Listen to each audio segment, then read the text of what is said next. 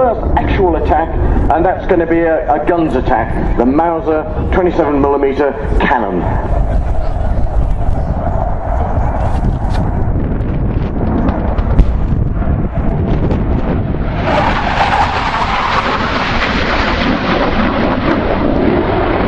Poker 1, of course, has now been got out of the area, but here is talking to the forward air controller, and they've now actually identified a much more specific target. This is a vehicle that's coming into the area.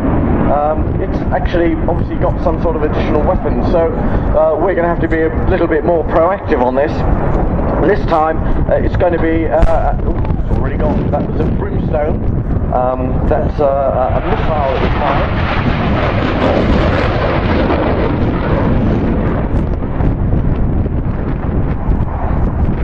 So he actually had the lightning coming in right.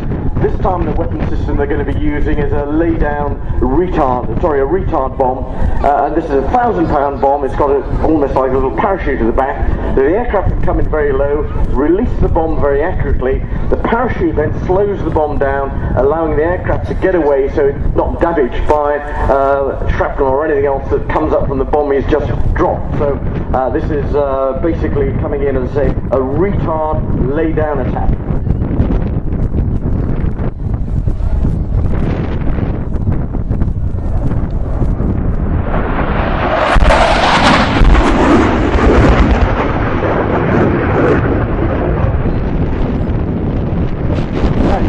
Job done, but of course it may not be done. So the aircraft aren't going to disappear and go home, sort of expedition, go to the bar or anything. They're going to hang around. They're still in contact with the troops on the ground. They're still talking to the forward air controller, and now it's going to make sure that. Not loud, it wasn't at the moment.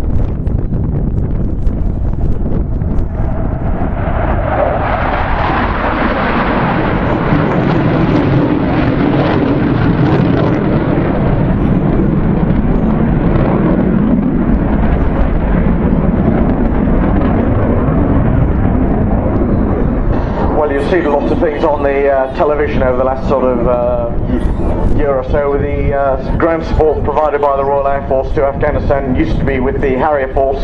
They've now handed that over to the Tornado Force. So these are the aircraft that are actually out there at the moment. The GR4s, the numbering you. For the bombers, they've got two 27mm Mauser cannons. The targeting pod is a lightning pod. It has a Raptor reconnaissance pod for the recce guys.